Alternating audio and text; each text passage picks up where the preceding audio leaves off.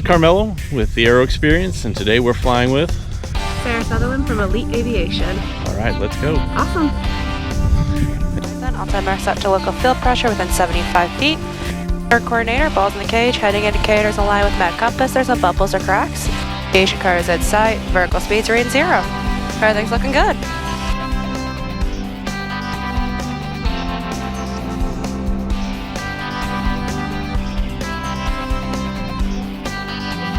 Put this up to 1800, do our magneto check.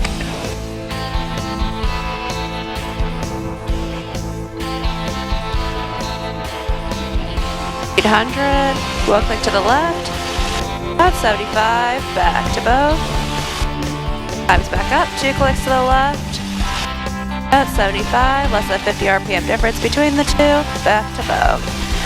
Engine instruments, everything is in the green over here, ammeter reading. Right below 0, drop it, bolts turn back on, we are working, all looking good. Cessna 727 Sierra Papa, Spirit ground, runway 26 right, taxi via Echo. 26 right via Echo, Cessna 727 Sierra Papa.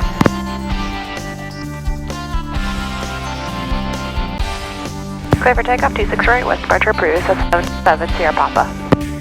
Awesome. Very clear.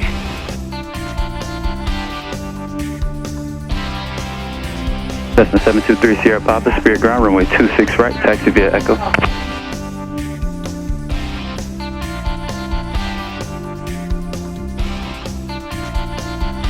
Hold our center line, winds are calm. Power 2000, make sure everything's still in the green over here. We're in the green, good to go. Full power.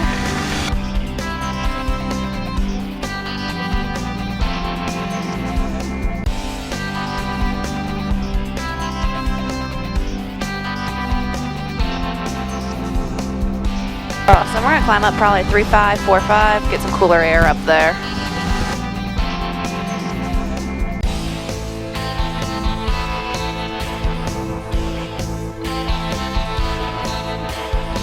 Move you to the right, because that's Corey right there. Uniform November. Did I tell you my grandfather was a Marine fire pilot? Really? Uh-huh. Wow. What do you fly? F4s, Phantoms. Excellent. In Vietnam. Yeah, my mother just gave me his tags like 3 months ago maybe now. It was so cool. I never got to meet him, but it was really cool when I got his tags. We're beyond the Bravo area now, and so I'm right out here. You can climb and descend as much as you want, and it's a good practice area for people. Well, I'm from Lake St. Louis originally, and I went to school, grew up in Lake St. Louis, went to school at Green Tree, and then went to Villa Duchesne downtown, and went to college. Didn't know I liked aviation. I love to travel, and so I've always done that. I've been to, I think, 27 countries now. Wow. I love it. But I worked right out of college in corporate America for 2 years, and just missed travel so much. We had dinner with a family friend who was a pilot for American 3 Christmases ago, and he suggested me, he said, have you ever looked into flying? And I hadn't. I knew I loved to travel, but I hadn't looked into flying, and so when I did that, I did a test flight, and now I haven't looked back, and I absolutely loved it.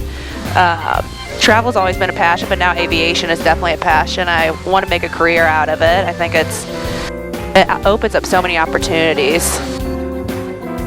So in just a couple of years, you have all these credentials behind your name. Yeah. Tell us what are some of your certifications? Yeah, I started with 0 time in August of 2019 and went from 0 time to my multi-engine instructor's license in about right under 9 months. And I was out in Scottsdale, Arizona, so we never got canceled for weather or anything. It was perfect out there. And flew every day. I left corporate America and got into it, and I've loved it ever since. It was really hard though. There's a lot to learn, especially into a new industry I never knew anything about, so I really have enjoyed it though. Certainly a lot more flexible than a corporate job. Yeah. Have students and other opportunities to fly.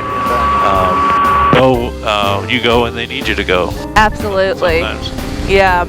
I worked for my other company for a couple months right out of finishing school with them. And then when the opportunity opened here at Elite, I applied. I'm so happy I came down here because the culture is amazing. I've really enjoyed flying back in St. Louis and being home. I'm living with my parents right now too, and that's been great, especially during the pandemic too. Well, we're certainly happy to have you. We appreciate your time and taking us up today. Absolutely. So your general interest came out of that conversation with some of your friends and family? Yeah, and he's been a great mentor to me. You might recognize his name, Whitney Pierce. I've heard the name. Yeah, they're originally from Lake St. Louis. I grew up doing triathlons with him and his sons, actually, and in Lake St. Louis. And then my parents transferred out to Arizona for 3 years because of my mom's job. And when they went out there, I was out there for Christmas one year. We ran into him and had dinner with him for Christmas dinner. I was telling him I liked what I was doing in corporate America. I was in sales, and it was good work and hard work, but I was definitely missing the aspect of travel. And that's what I hope to be able to do with aviation, is to be able to travel internationally all the time, and I hope to backpack on the days off and stuff. That's my real goal. Yeah, I think I flew with Whitney a couple times out in Arizona. We flew in his plane up to Sedona, flying in and out of the Red Rock. There's no way if I was still doing my old career, I would ever have experienced that and just the sights. I also love the sunset flights around here, of watching the sunsets. Those have been great as well. But there's some been really cool places. I lived up in Chicago already, working for my old company up there, and then now being back in St. Louis. It's just been fortunate to be able to travel to different locations already. I hope with going potentially airlines, I'll get to experience new cities too along the way. I'm really open for the experience, and I've been a very type A person my entire life. I have to have a plan, but that's something I've liked about aviation. It's definitely helped me with learning already in my career, is to be a lot more flexible and to have a couple plans, have a plan B for emergencies, especially in aviation, right? But then also just with life, I'm allowed to be more flexible with that and kind of go with the flow, especially while I've been building time as well. It's to enjoy the process of it all, and I've really enjoyed that and done it day by day. My favorite thing so far about instructing has been watching somebody go from never being in a plane to learning how to land a plane on their own, soloing. I think it's been so rewarding, and I hope I can always be an instructor. Absolutely. You have a lot of students in the short time you've been here? Yeah, I've had, I think I have maybe 15 students right now, 15 or 16. And I've had a number of solos, but then also a number of check ride passes, which is, it's so rewarding. You've talked to Andrea. Yes, She was one of my students. Absolutely. It's so cool to watch them have a passion for something and then go after it and just help be their, I like to call it a coach more than an instructor, and coach them through it. Hey, so I want to say something about Sarah, and it's that she is a great instructor, and one of the main reasons that I love about flying with her is that passion is what drives her, and she is always willing to cooperate with my training. She's always willing to help me, and I think it's what her love for aviation, her love for learning new things is what makes her a great instructor. No, she's an amazing person all around. And, She is. so yeah, she really knows what she's doing. Yeah. I guess she had a good instructor. Thanks. She had a couple. She had a couple before me. But What are some of the things? Obviously, this is something that takes a lot of organization and forethought to get through. What are some of the things that you did at the beginning of the process to organize yourself? okay, yeah. My biggest advice I got from my mentor was go and get a medical. The very first thing, before you even spend a dime in the plane, make sure if you want to make it a career, make sure you can get a first class medical. After that, it's kind of figuring out what path you want to take. There are so many different types of schools you can go to. Mine was an accelerated program, of course, and you couldn't have a job, and it was full-on school. But there's also colleges you can go to, Part 141 programs. So there's many options you can take in it. It depends on what they're looking for. If you already have a college degree, I say doing something, you can work full-time and still do this as a side gig for a while. I have a couple students right now that want to make this into a career, but also work full-time. So if you're committed to putting in time after work and on the weekends, it's absolutely doable. Yeah, I have a couple students that just passed their actual instrument ride or commercial rides, and sometimes CFI is a great route to do if you like to instruct, but you definitely need to like to mentor people and help people out and coach them along the way, because if that's not a route you want to take, 1,500 hours is going to be a long time to do that. Right. And so there are other paths though. There's crop dusting. You go down to Florida, we were just at Destin and people are banner towing. That's another way to build hours. Lighters. Absolutely. Yeah. So there's plenty of options out there. I think a lot of people do take the CFI route, but hopefully that they're motivated to encourage people to stay into aviation. And the commercial and multi-engine just opens up a lot of opportunities, right? Yes, yeah. So during the program I went through, we had to go through and get our multi-com, and then I also did my MEI, my multi-engine instructor license, and it does open up a lot of opportunities if your facility has a twin engine. Yeah. My biggest advice I like to tell people on day one is to give yourself grace and patience, because it's a whole different environment and you're in the air, right? With just being in the air, it's a new inherent risk that your feet aren't on the ground anymore. So giving yourself patience and allowing yourself to learn as you go, and especially giving yourself patience when it comes to learning how to land a plane. Up here when you're flying around, it comes pretty naturally to a lot of people. They get the hang of it, but learning how to land a plane can be time consuming and difficult. People get frustrated at that phase, so giving themselves patience because they've never flown a plane before in their life. So that was my biggest advice to people when they come in, and try not to get too frustrated with that section. Right. Yeah. My favorite thing about Elite is they have a program set up and a syllabus outline, and that was the nicest thing coming into Elite. Having that outline, we kind of keep it standardized for everybody, so when somebody is sick or on vacation or something like that, you know exactly what your students need to learn and what lesson to prepare for them. That's what I've really enjoyed about Elite, is how organized it was when I first came in. I think the culture here, everybody's excited and willing to learn and happy to be here when they come, which is nice because it's a lot of money, you know? They're spending a lot of time and a lot of money, and they should enjoy their time up here, I think.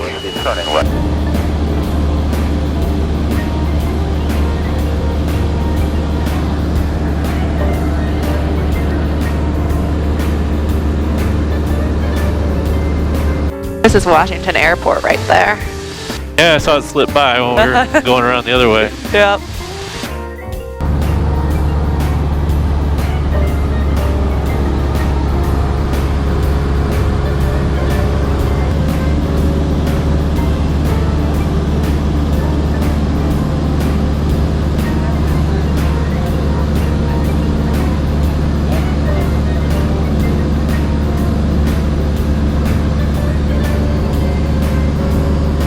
Some things that you can think of that are would be helppful for getting younger people at least exposed to aviation?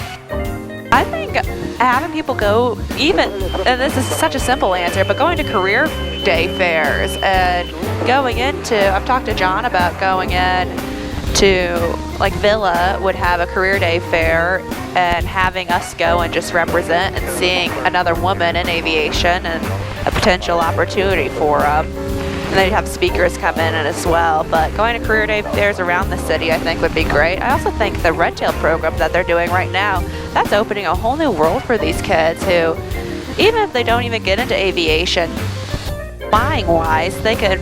I know one of them, Jessica. She wants to be a control tower. Okay. And work in ATC. So it just opens up people's minds to something else besides what their parents have done. So does that help to make that connection with like a teenager to a flight instructor? How does that dynamic work? Especially on the younger side. Yeah, so I think it just depends on everybody's personalities, right? You meet people for where they are at in their life, and I think it's absolutely been working out with the cadets that we have, because they all seem to have an interest in flying and learning, and if somebody's interested in it, then they'll absolutely engage with you. 6 miles. That comes out pretty quickly, doesn't it? Oh, Whether yeah. You're going to mesh personality-wise, Yeah. and, if they're really understanding, how you're presenting the material and the flying. Absolutely. Yeah. So you started segueing in that for me really nicely. When we talk about women in aviation, I think we're still down at that 7% or 8% maybe now. Yeah. What is the general message that you have for some of the young ladies that are out there that even have a slight interest in looking at the career field? Yeah, I think my biggest advice is to go for it and to reach out to other people in the space. I'm still young in this career, and I don't have all the answers by any means, but just talking to people, if you have any interest, to go up for a test flight and see if you like being in the sky. I'm working with a number of young women right now who are interested in making it into a career, and I think they would tell you as well to at least try, because you never know until you try it and give it a shot. I just flew with another woman yesterday who had a career in aviation, and her biggest advice to me was to be flexible and allow things to happen when they do. She said she gets the biggest question is, how is it like being a woman in such a field without other women in it? And she said, if you know your stuff, they treat you the same way. So Yeah, absolutely. Aviation people, if you want to call it a community, I've always been open and friendly, encouraging, because they all know what it took to get to where they are. absolutely. And it just seems to be part of the culture in aviation, which is really very helpful to make that happen. Yeah, I think so too. And finding yourself some mentors, I think that will definitely encourage people and help as well. Every time I go up, I still feel like it's a blessing or privilege to be up here, right? And so as long as you're in that mindset still that when you're flying, it is a privilege that I don't feel like I will ever get tired of it. My dad videotaped one of my landings before. He's flown with me one time. He goes, I'm sending that into Southwest. It was so funny. It will be a perfect landing. We'll see.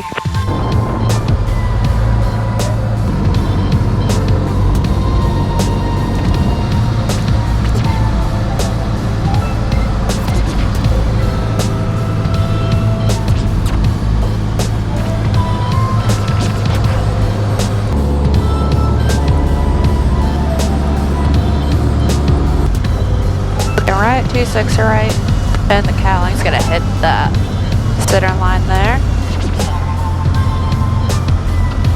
Airspeed 65, looking good, landing assured, welcome that power all the way out. Still looking straight at the ground there, looking at that second stripe is where my eyes are. We'll roll down to Delta. Beautiful. Thank you.